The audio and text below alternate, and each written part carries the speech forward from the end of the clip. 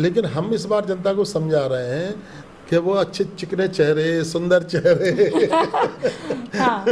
लाके जो है आपको बरगलाने की कोशिश करेंगे, लेकिन हाँ। आप बरगलाने में मत आइए। बाकी खरगापुर में वो निर्णय नहीं ले पा सॉरी टीकमगढ़ में निर्णय नहीं ले पा रहे हैं, जतारा में निर्णय नहीं ले पा रहे हैं। तो मैं समझता हूँ कि वहाँ भी असमंजस की स्थिति, उन्हें आभास हो रहा है कि ये सीटें हार रही। क्या लगता है इस बार कांग्रेस का जो फेस कमलनाथ जी को बनाया गया है वो कितना मजबूत फेस है? देखिए, इतने लंबे समय से कोई राजनीति में है और उसके ऊपर कोई आरोप नहीं लगे, ऐसा चेहरा कमलनाथ जी है। वहाँ पर स्कूल में टीचर नहीं है, स्कूल की हालत खस्ता है, स्कूलों में गाय बनी हुई है, भूसा रखा हुआ है। तो मैं समझता हूँ कि किसी भी अच्छे काम की तरफ उन्हें ध्यान नहीं दिया, उसके कारण असंतोष है। मैंने उनसे कहा कि इस बार हम ही चुनाव लड़ने में इंटरेस्टेड हैं और हम ही चुनाव लड़ेंगे जी। और उस बात से वो सहमत हुए। वो और लाडली बहना और फलाना और ठिकाना जाने कितनी घोषणाएं करते चले जा रहे हैं। वो इस तरफ ध्यान नहीं दे रहे हैं कि आज प्रति व्यक्ति लगभग 1.5 लाख रुपए का कर्जा है मध्य प्रदेश की जनता पर, आम आदमी को। तो मैं समझता हूँ कि अगर ज्योतिरादित्य सिंधिया जी धोखा नहीं देते तो सरकार 5 साल तक चलती, और अगर 5 साल सरकार चलती तो मैं समझता कि शिवराज और जो भी नेता हैं इन सबको भूल जाती जनता। अच्छा। क्योंकि उनके काम करने का तरीका इतना। जयंत मलैया जी ने अपने अधिकृत स्टेटमेंट में ये कहा कि मैंने सरकार खोखली करके कमलनाथ को सौंप दी, अपनी प्रेस्टेज बना ली, सीएम से 10-10 बार फोन किया और हमारे ऊपर मुकदमा बना दिया। तो मैं समझता हूँ कि ये परंपरा पहली बार टीकमगढ़ में हुई है, ऐसा कभी नहीं हुआ। रीजन वाइज सर्वे में 3 रीजन में तो कांग्रेस की एक्सट्रीम मेजॉरिटी बता रहे हैं कि बिल्कुल कांग्रेस एकदम स्वीप कर रही है। भोपाल में कांटे की टक्कर बता रही है, मुरम से मकान बनते मिलेंगे, क्योंकि वो कहते मकान बनाने के लिए हम लोग मुरम ही नहीं उठा पा रहे हैं। अपने खेत से भी अगर कोई लाने की कोशिश करता है, उसका ट्रैक्टर पकड़ ले तो 50,000 रुपये लगता है, अच्छा, जुर्माना के रूप में।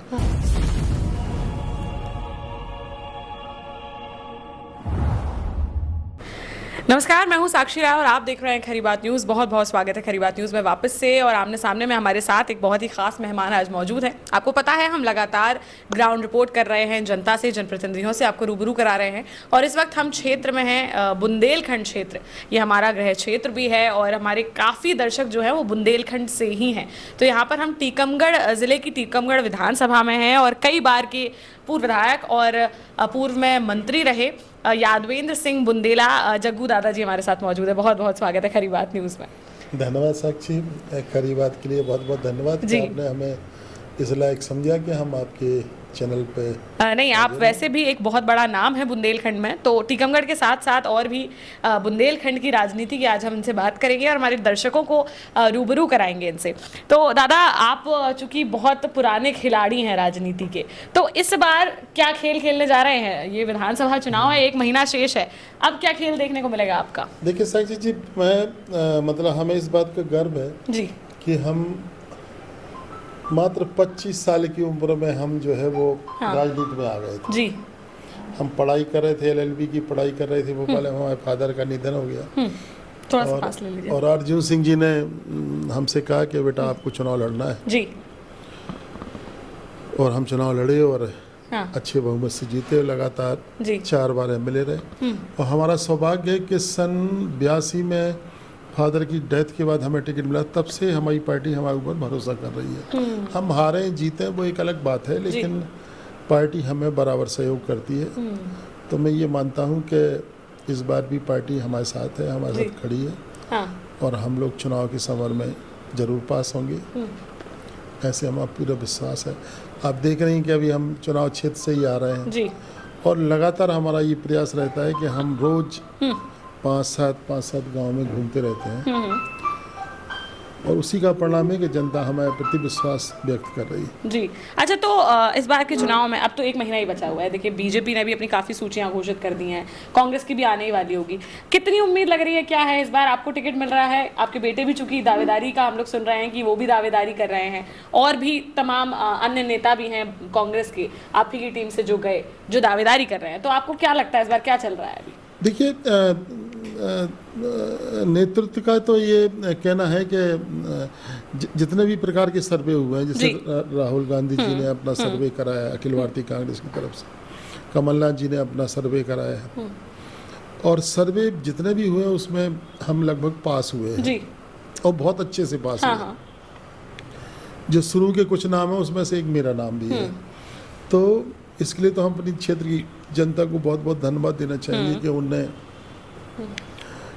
सर्वे में जो भी टीम उनके पास गई है उनके सामने उन्हें महत्वपूर्ण भूमिका निभाई है। साथ ही हमारा यह है कि चुनाव हम जीतें चाहे हारें, लेकिन 82 के बाद से लगातार कोई चुनाव ऐसा नहीं है जिसमें मेरे वोटों का इजाफा नहीं हुआ। हाँ, अच्छा। जैसे पहली बार हमें 22,000 वोट मिले हमें, या बाई इलेक्शन लड़े तो 12,000 वोट से जीते। दूसरे चुनाव में हमें 32,000 वोट मिले और हम जो है 24,000 वोट से जीत गए। तीसरे चुनाव में जो मतलब बड़ा चुनाव था उसमें हम उमा भारती से चुनाव हो गया मेरा, बिल्कुल 2008 की बात कर रहे हैं जी। हाँ। तो उसमें भी हमें लगभग 38,000 वोट मिल गए और उमा भारती से हम चुनाव जीत गए। फिर हमारे कॉन्स्टिट्यूंसी का डीलिमिटेशन हो गया। उस डीलिमिटेशन के बाद हमें 42,000 वोट मिले और इस बार जो पिछली बार हम जब चुनाव हारे तो उस समय हमें लगभग 63,000 वोट मिले। बहुत कम मार्जिन से इस बार आप चुनाव हारे थे। हाँ, 3,000 हमारे जो उस समय भी हमारा जो सर्वे था उस सर्वे में ये साफ लिखा हुआ था कि आपको जीतने के लिए 66,000 वोट की आवश्यकता है। लेकिन ठीक है, हम 63,000 वोट पे समेट गए, उससे आगे नहीं बढ़ पाए और हमें हार का मुंह देखना पड़ा। हम 4,000 वोट से चुनाव हार गए। लेकिन उसके बाद से लगातार हम एक दिन भी चैन से नहीं बैठे। हमारी लगातार ये प्रयास रहता है कि चाहे सर्दी हो, चाहे गर्मी हो, चाहे बरसात हो, हम जो है बराबर गांव में जाते रहते हैं। अभी भी आपने देखा कि आपका लगभग 2 घंटे पहले मैसेज मिल गया था, लेकिन हमें निकलते इतना टाइम लग गया। तो जनता से सतत संपर्क में रहते हैं, इसलिए हमें उसका लाभ मिलता है किसी न किसी तरीके से, और इसीलिए पार्टी हमारे ऊपर भरोसा करती है। अगर बात करें अभी बहुत जो है जनता भी, हम ग्राउंड रिपोर्ट भी कर रहे थे तो लोगों का ये कहना है कि या तो आप लड़ेंगे या आपके बेटे लड़ेंगे, तो अगर क्लियर जाने तो कौन चुनाव लड़ने वाला है? इस बार चुनाव में हमने अपने नेतृत्व को बताया है, नेतृत्व के जिन लोगों ने हमसे बात करी जी, मैंने उनसे कहा कि इस बार हम ही चुनाव लड़ने में इंटरेस्टेड हैं और हम ही चुनाव लड़ेंगे जी। और उस बात से वो सहमत हुए। वो एक जैसे एक यूनानी में से एक बात होती है तो उसमें ये तय होता है कि भाई आपको लड़ना है या आपके बेटे को लड़ना है जी।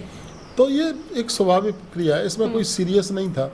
और हमने कहा कि इस बार हम चाहते हैं कि हम चुनाव लड़ें और अगर इस बार सब ठीक ठाक रहेगा तो अगली बार फिर अगली बार आपके बेटे जो है शाश्वत जी वो चुनाव लड़ेंगे उनके लिए भी प्रयास हो सकता है। अगर बात करें अभी आप चूंकि बहुत सरकारें आपने देखी, बहुत मुख्यमंत्री आपने देखे, क्या लगता है इस बार कांग्रेस का जो फेस कमलनाथ जी को बनाया गया है वो कितना मजबूत फेस है? देखिए, इतने लंबे समय से कोई राजनीति में है और उसके ऊपर कोई आरोप नहीं लगे, ऐसा चेहरा कमलनाथ जी है जी।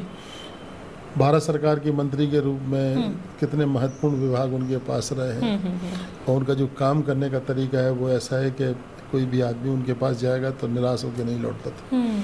इसके बावजूद भी उनके ऊपर कोई लांछन नहीं लगा कभी। पिछली बार मुख्यमंत्री बने और टीकमगढ़ की कुड़ीला में कोई सभा हो रही थी जिसमें सिंधिया जी ने बगावत का बिगुल बजाया। तो मैं समझता हूँ कि अगर ज्योतिरादित्य सिंधिया जी धोखा नहीं देते तो सरकार 5 साल तक चलती, और अगर 5 साल सरकार चलती तो मैं समझता कि शिवराज और जो भी नेता हैं इन सबको भूल जाती जनता। क्योंकि उनके काम करने का तरीका इतना अच्छा है। उनका एक तो कम समय मिला, पहले उन्हें जैसे वो मुख्यमंत्री बने तो लोकसभा की आचार संहिता लग गई, 3-4 महीना उसमें निकल गए। तो इस तरीके से उन्हें मुश्किल से 12 महीने का समय मिला। अब 12 महीने किसी सरकार के आकलन के लिए पर्याप्त नहीं होता है। और खुद उनके जो वित्त मंत्री थे जयंत मलैया जी ने अपने अधिकृत स्टेटमेंट में ये कहा कि मैंने सरकार खोखली करके कमलनाथ को सौंपी है, देखती ये कमलनाथ कैसे कर्जा माफी करते हैं, कैसे अन्य कार्यक्रम चलाते हैं। आप देख रहे हैं वर्तमान में शिवराज सिंह जो काम कर रहे हैं, हर महीने जो है 3,000 करोड़, 4,000 करोड़, 3,000 करोड़, 4,000 करोड़ का कर्जा ले रहे हैं और लाडली बहना और फलाना और ढिकाना जाने कितनी घोषणाएं करते चले जा रहे हैं। वो इस तरफ ध्यान नहीं दे रहे हैं कि आज प्रति व्यक्ति लगभग 1.5 लाख रुपए का कर्जा है मध्य प्रदेश के जनता पर, आम आदमी के ऊपर, और वो लगातार कर्जा ले रही, वो भी प्राइवेट कर्जा, कोई भारत सरकार मदद कर रही हो या कोई बैंक मदद कर रहा हो, वो प्राइवेट कर्जा लेके जो है लगातार इस प्रदेश को कर्ज की ओर ढकेल रहे हैं। और आगामी जो भी सरकार, उनकी खुद की भी अगर सरकार आएगी तो भी मैं ये मानता हूँ कि उन्हें सरकार चलाने में बड़ी मुश्किलें आएंगी। तो फिर आप ये कह रहे हैं कि इतना कर्जा है, सब कुछ है, इसके बावजूद भी आप लोगों भी काफ़ी घोषणाएं चूंकि कर रहे हैं, काफ़ी वादे जो हैं कमलनाथ जी भी कर रहे हैं, उन वादों को कैसे पूरा करेंगे जब तिजोरी ही खाली मिलेगी? तो देखिए, तिजोरी तो इनने हिमाचल में भी खाली करके दी थी, कर्नाटक में भी खाली करके दी थी। हिमाचल में हमने OPS लागू किया, ठीक है, वहाँ पे जो है 3,000 प्रत्येक महिला को देने की बात की थी, तो 3,000 रुपए देना शुरू कर दिया। तो और कर्नाटक में भी जो घोषणाएं हमारे तरफ से हुई थी उनको हमने पूरा किया है। पैसे का इंतजाम उन सरकारों ने कैसे किया है वही तरीका हम मध्य प्रदेश में अपनाएंगे। हम लोग कर्ज में नहीं डुबोएंगे, बल्कि मतलब उसको रिवाइव करेंगे। अगर बुंदेलखंड की बात करें, बुंदेलखंड का बहुत बड़ा चेहरा है, अगर यहाँ की बात करें तो इस बार यहाँ से कैसा प्रदर्शन होने वाला है कांग्रेस का? देखिए, कल रीजन बाई कुछ सर्वे आ रहे थे जी, रीजन वाइज सर्वे में 3 रीजन में तो कांग्रेस की एक्सट्रीम मेजॉरिटी बता रहे हैं कि बिल्कुल कांग्रेस एकदम स्वीप कर रही है। भोपाल में कांटे की टक्कर बता रही है। तो सारे चैनल्स, जितने भी चैनल्स इस समय काम कर रहे हैं, वो चैनल्स भी जो कभी कांग्रेस को फूटी आंखों नहीं देखते थे जी, वो चैनल्स भी ये कह रहे हैं कि इस बार कमलनाथ जी के नेतृत्व में मध्य प्रदेश में सरकार बन रही है। हाँ। तो मैं समझता हूँ कि 1-2 बार सर्वे गलत हुए, बाकी तो सर्वे हमेशा अच्छे निकले, सर्वे हमेशा सही निकले हैं। तो बुंदेलखंड में भी ऐसे क्लीन स्वीप होगा? बिल्कुल, बुंदेलखंड इस बार जो है बिल्कुल इंतजार में बैठा है कि कब चुनाव हो। चुनाव की घोषणा हो गई है। आज हम जिस दौरे में थे, जिस इलाके में, हमारे साथ कम से कम 8 सरपंच थे, और इससे पहले हम दौरे में जाते तो सरपंच बचते थे। अच्छा, हाँ। सरपंच बचते थे कि ऐसा नहीं भारतीय जनता पार्टी के नेतागण हमें पद से अलग करा दें, हमारा काम रोक दें, हमारा ये कर दें, और बेचारे चाहे भले ही अलग अलग मिलके ये कह जाते हो दादा मैं मजबूर हूँ। तो आज से मतलब आचार संहिता लगी, इसका ही रिजल्ट है? इसके तत्काल बाद आज 8 सरपंच हमारे साथ चल रहे थे, पूरे दम के साथ चल रहे थे कि हमें किसी की परवाह नहीं है, हम कांग्रेस के साथ हैं और आपके साथ हैं, और कांग्रेस के प्रत्याशी को जिताने में साथ। मैं समझता हूँ कि ये एक दिन का बदलाव है, अभी और आगे बढ़ने दो। हाँ, अच्छा, तीनों सीट जो टीकमगढ़ की हैं, खरगापुर, जतारा, टीकमगढ़, तीनों ही पिछली बार बीजेपी क्लीन स्वीप करके लेके गई थी। इस बार यहाँ का क्या रिजल्ट रहेगा? मुझे जैसी जानकारी है, मतलब अभी तक जो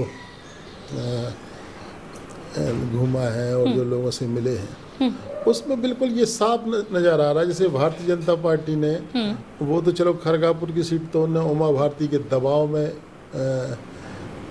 घोषित कर दी है। अच्छा, हाँ। बाकी खरगापुर में वो निर्णय नहीं ले पा, टीकमगढ़ में निर्णय नहीं ले पा रहे हैं, जतारा में निर्णय नहीं ले पा रहे हैं। तो मैं समझता हूँ कि वहाँ भी असमंजस की स्थिति, उन्हें आभास हो रहा है कि ये सीटें हार रही। अभी जो सिटिंग MLA हैं यहाँ से, राकेश गिरी, क्या लगता है उनका कैसा प्रदर्शन रहा है? देखिए, मतलब मैं समझता हूँ कि जो भ्रष्टाचार की पराकाष्ठा है वो राकेश गिरी के नेतृत्व में हुई है। कोई आदमी मुरम नहीं उठा सकता, कोई आदमी रेत नहीं उठा सकता, कोई आदमी ट्रैक्टर नहीं चला सकता, पुलिस थाने वसूली करने पे लगे हैं। अगर थोड़ा सा भी फेसबुक पे भी कोई लिख दे तो पुलिस तत्काल पकड़ने के लिए चली जाती है। हाँ, इतना मतलब भय का वातावरण, मतलब हाँ, इतना भय का वातावरण उन्होंने बना के रखा था। हमारे टीकमगढ़ में जनरली मुरम से मकान बनाने, आप बुंदेलखंड के आपको मालूम है कि आपने हम मुरम से मकान बनाने की परंपरा है। जब किसान खेती से निवृत्त हो जाता है तो वो ईंटें बनाना शुरू कर देता है, गुम्मे बनाना शुरू कर देता है, मकान बनाना शुरू कर देता है। लेकिन आज आप घूम के देख लो, ना तो ईंटें कहीं बनती मिलेंगी आपको, ना जो है मुरम से मकान बनते मिलेंगे, क्योंकि वो कहते मकान बनाने के लिए हम लोग मुरम ही नहीं उठा पा रहे हैं। अपने खेत से भी अगर कोई लाने की कोशिश करता है, उसका ट्रैक्टर पकड़ ले तो 50,000 रुपये लगता है। अच्छा, जुर्माना के रूप में।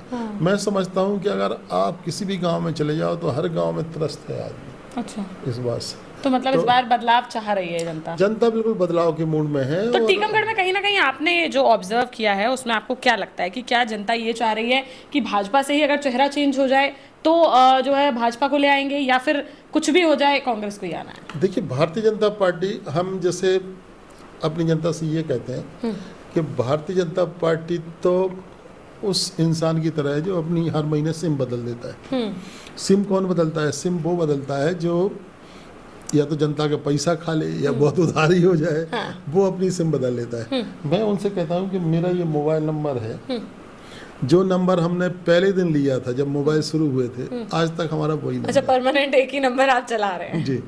और सन 82 में मेरे ऊपर विश्वास किया था जनता, हमारी पार्टी ने, और हमें घर से, हम पढ़ रहे थे, हमें घर से बुला के टिकट दिया था, और आज तक मतलब 82 से लेके आज 23 हो रही, चाहे हारे चाहे जीते, हमारी पार्टी हमारे ऊपर भरोसा करती है। तो ये तो स्थायित्व की बात है ना, उनका हमारे ऊपर ट्रस्ट है।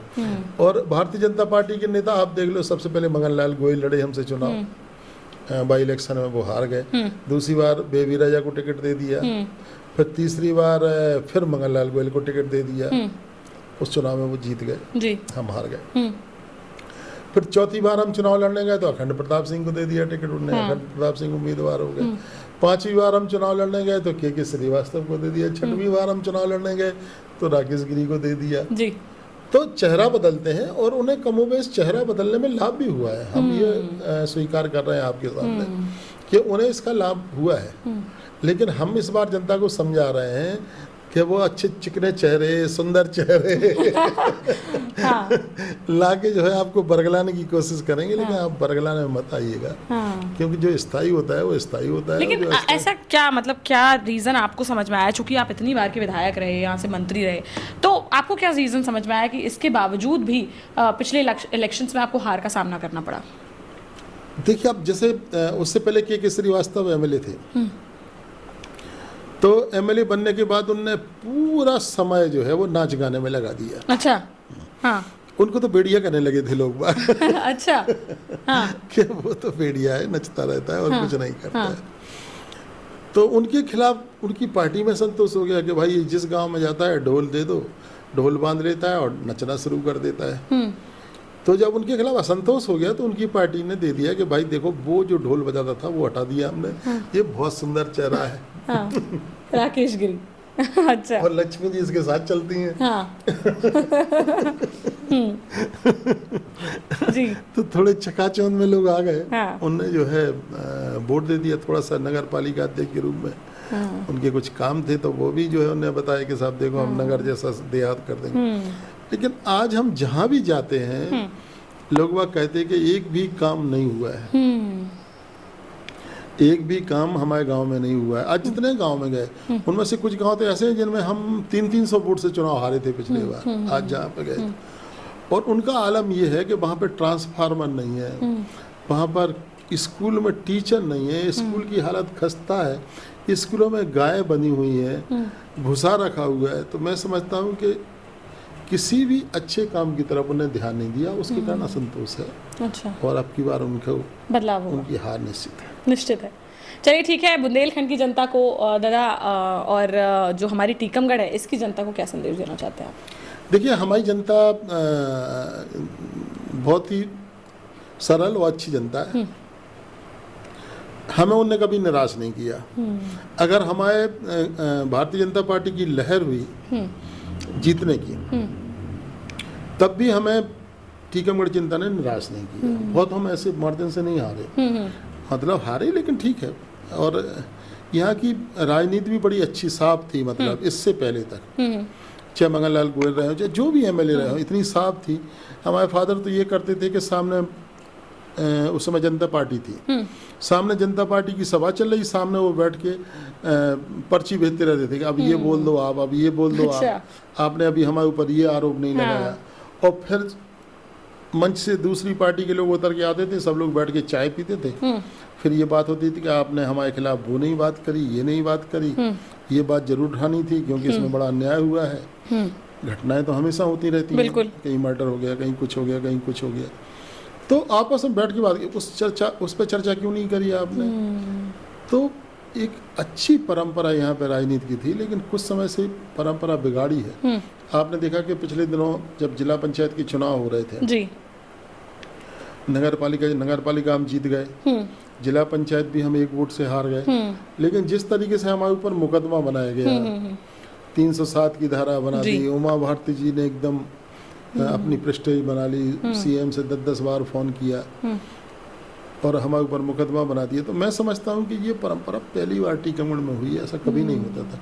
सब लोग जो है एक जगह बैठ जाते थे, आपस में बैठ जाते थे, भाई तुम अपने उम्मीदवार उतारो, हम अपने उम्मीदवार उतारेंगे, जो जीत जाएगा वो आगे काम करेगा, जो हार जाएगा वो अपने घर चला जाएगा। बिल्कुल। तो इन परंपराओं का जो बिगाड़ हुआ है उसका खामियाजा कहीं ना कहीं जनता ने भोगा है। और जनता ईमानदारी से, उस दिन भी यहाँ पे कम से कम हमारे दरवाजे 10,000 आदमी खड़ा था। अच्छा। और उमा भारती कह रही थी उससे, जो हमारे प्रतिद्वंदी थे उनसे कह रही थी कि तेरे दरवाजे 5 आदमी नहीं है और उनके दरवाजे 10,000 आदमी खड़ा है। तो तू कैसा लोकप्रिय एमएलए है, तू कैसे काम करता है। तो मैं समझता हूँ कि ये जनता का प्रेम है, जनता हरदम हमारे साथ खड़ी रहती है। दूसरी बात, अभी जैसे हमने वो नारी सम्मान वाले फार्म भरवाए जी, तो पूरे प्रदेश में आप विश्वास नहीं करेंगे 40,000 महिला, जबकि सामने लाडली बहना के फार्म भरे जा रहे थे, उनके सरकारी तौर पे फार्म आए, एसडीएम जा रहे थे, तहसीलदार जा रहे थे और नोडल ऑफिसर नियुक्ति कर रहे थे उनने कि आप जाके फार्म भराओगे। लेकिन हमारे कार्यकर्ता जहाँ पहुँचते थे तो हमारे कार्यकर्ताओं ने ये पता था कि ये कमलनाथ जी का आश्वासन है जी, उसके बावजूद भी 40,000 महिलाओं ने हमारे फार्म भरे। अच्छा। हाँ। और सबसे खुशी की बात यह है कि हमने जब वो फार्म कमलनाथ जी के पास जमा करे और हमने उनसे रिक्वेस्ट करी कि सर ये फार्म हम भर रहे हैं, इनको कम से कम ये होना चाहिए कि हमारे फार्म प्रॉपर आपके पास तक आ गए, क्योंकि उनने भरोसा किया है आपके ऊपर। तो कमलनाथ जी के ऑफिस से भी लगातार फोन आ रहा है उनके पास कि आपने ये फॉर्म भरा था, आपका यही मोबाइल नंबर है, आपके पति का ये नंबर है। तो मैं समझता हूँ कि वो मैसेज बहुत अच्छा जा रहा है जनता के लोगों को समझ में आ रहा है कि हाँ भाई इनके पास पहुंचा कि इन लोगों ने जो फॉर्म भरे थे वो फ्रॉड नहीं थे, फ्रॉड नहीं थे, वो गलत नहीं थे, वो सही थे, वो हमारे प्रॉपर ठिकाने पहुँच गए। दूसरी बात, अभी हमने, तीसरी बात हमारी ये है कि अभी हमने मेडिकल कैंप लगाया था, पीपल्स ग्रुप का मेडिकल, लगभग 66 डॉक्टर आए थे। अच्छा। आप विश्वास नहीं करोगे, उस कैंप में 52,000 आदमी ने अपना एनरोलमेंट कराया और उसमें से 600 लोगों को उनने बड़े मेजर ऑपरेशन के लिए उन्हें ये माना कि इनको हमें ले जाना चाहिए भोपाल। तो अपने साधनों से भी ले गए जी। उनका इलाज किया वहाँ पे, इवन उसमें हार्ट, मतलब ओपन बाईपास सर्जरी तक करी है उन्होंने, ओपन हार्ट सर्जरी करी है और कई प्रकार के ऑपरेशन किए उनने, किडनी के भी हैं और भी कई प्रकार के हैं। तो मैं समझता हूँ कि उससे जो भी लौट के आया है, हर गांव में 2-4 आदमी हमें मिल जाते हैं उस तरीके से, हम उनसे मिलने जाते हैं, जब भी पहुँचते हैं तो उनसे मिलने की कोशिश करते हैं कि वो हैं अगर तो हम उनसे मिल लें। तो लोग वहाँ कहते हैं कि सुबह नाश्ता से लेके खाना और शाम के खाना तक एक डॉक्टर पूछने आता था हमारे पास। अच्छा। हाँ, एक आदमी के साथ प्रॉपर सम्मान हुआ है। अगर हमारे साथ मरीज के साथ 3 लोग भी पहुंच गए, 4 लोग भी पहुंच गए, तो उनका खाना भी ध्यान रखा गया, उनका खाना भी वहाँ पे उपलब्ध कराया गया। तो वहाँ से जो लौट के आदमी आया, उनकी जो परिजन है, वो ये कह रहे हैं कि इतना अच्छा कैंप कभी नहीं देखा हमने, और दादा हमें आपके ऊपर बहुत फेथ है कि आपने हमारे भाई को ठीक करा दिया, हमारी बहन को ठीक करा दिया, हमारी माँ को ठीक करा दिया। तो मैं समझता हूँ कि ये 2-4 काम अभी हमने इतने अच्छे करे हैं कि जनता खुश है। चलिए ठीक है, हमने जो है बुंदेलखंड के यादवेंद्र सिंह बुंदेला जग्गू दादा से जो है आपको बात कराई, जनता को उनसे रूबरू कराया और तमाम मुद्दों पर उनसे बातचीत करी। अब अगर कोई और सवाल है जो आप इनसे पूछना चाहते हैं तो हमें कमेंट बॉक्स में कमेंट करके ज़रूर बताएं। हमारे साथ जुड़ने के लिए बहुत बहुत धन्यवाद आपका। और हमारे दर्शक अगर कुछ और पूछना चाहते हैं, कुछ और बोलना चाहते हैं तो कमेंट बॉक्स में ज़रूर लिखें, हम आपका मैसेज संदेश जो है इन तक ज़रूर पहुँचाएंगे। और आपको क्या लगता है इस बार टीकमगढ़ विधानसभा में क्या होने वाला है, क्या बदलाव होगा, क्या इस बार कांग्रेस को जनता पसंद कर रही है, क्या इस बार जो टिकट है वो जग्गू दादा को मिलेगा या नहीं मिलेगा, क्या होने वाला है, हमें जरूर बताएं। इसके साथ ही मुख्यमंत्री की गद्दी पर इस बार कौन राज करने वाला है, 1 महीने में विधानसभा के चुनाव हैं, हमें बताते रहिए, हम देखते रहेंगे, आपके कमेंट्स का जवाब भी देते रहेंगे। अभी के लिए फिलहाल इतना ही, बने रहिए हमारे साथ, ऐसे ही जनता से जनप्रतिनिधियों से आपको रूबरू कराएंगे। देखते रहिए खरी बात साक्षी राय के साथ। नमस्कार।